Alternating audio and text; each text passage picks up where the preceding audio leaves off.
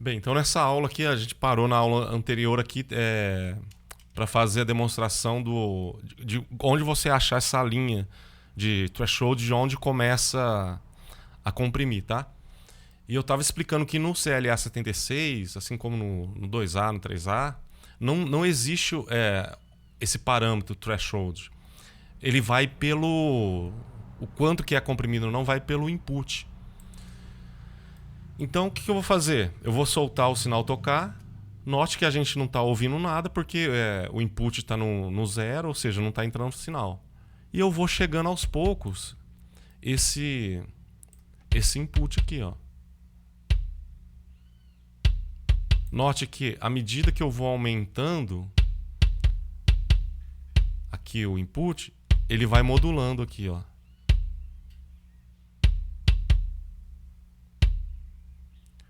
No caso aqui tá comprimindo menos 3 dB, tá?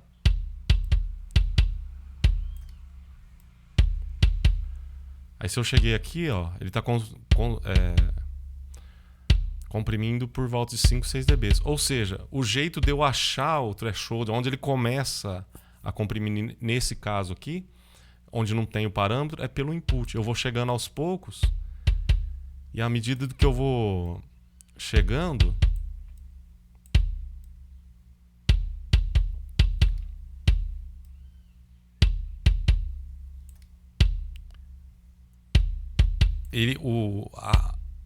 a seta aqui vai indicando para mim, a agulha vai indicando para mim quanto que está comprimindo, tá?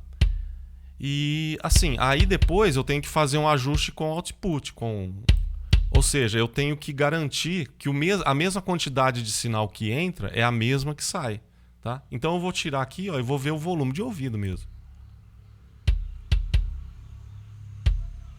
E eu vou subindo o output até deixar mais ou menos naquele volume que eu ouvi anteriormente.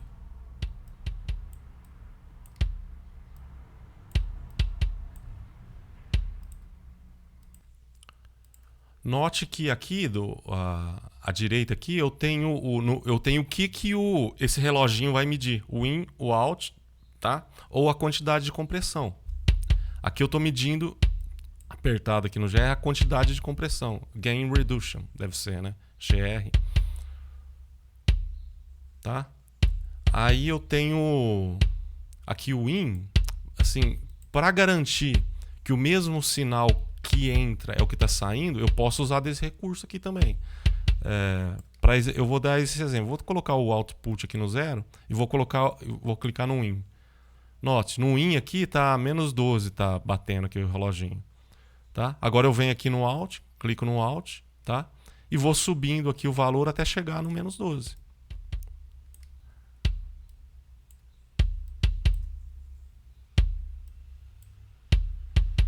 Agora o in e o out estão assim, no mesmo parâmetro. Ou seja, a mesma quantidade que está entrando é a que está saindo. Sobre compressão, só mais um toque que eu queria dar. Eu tinha falado na primeira aula de compressão que qual era a finalidade da compressão? A compressão ela serve para reduzir a diferença entre um som alto e um som baixo, ou seja, para amenizar essa diferença, tá? Porque imagine que todos os compressores, todos os instrumentos, ele tem uma variação. Essa música vai virar uma salada, né? Numa parte o baixo toca muito alto, noutra muito baixo, noutra parte a guitarra toca muito alto. Ou seja, vai virando uma salada, a gente não consegue dar uma regularidade, tá?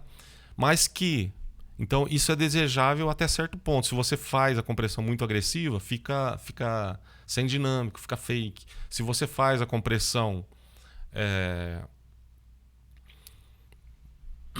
mais leve, fica mais bonito, entendeu? Assim, porque a música também tem uma variação de volume, tá? Se você pega um verso, um refrão, o volume é diferente, a intensidade é diferente, Tá? Então o objetivo não é tirar toda a dinâmica da música, é amenizar para que fique assim mais o cara que está ouvindo, a pessoa que está ouvindo, o ouvinte, sinta mais uma regularidade. E que isso depende do estilo. Por exemplo, numa orquestra, você não vai fazer isso. Porque numa orquestra, assim, onde é pianíssimo, tem que ser muito baixinho, onde é mais forte, tem que ser mais forte. Num músico de jazz ou de violão e voz. Não tem sentido você fazer isso. Entendeu?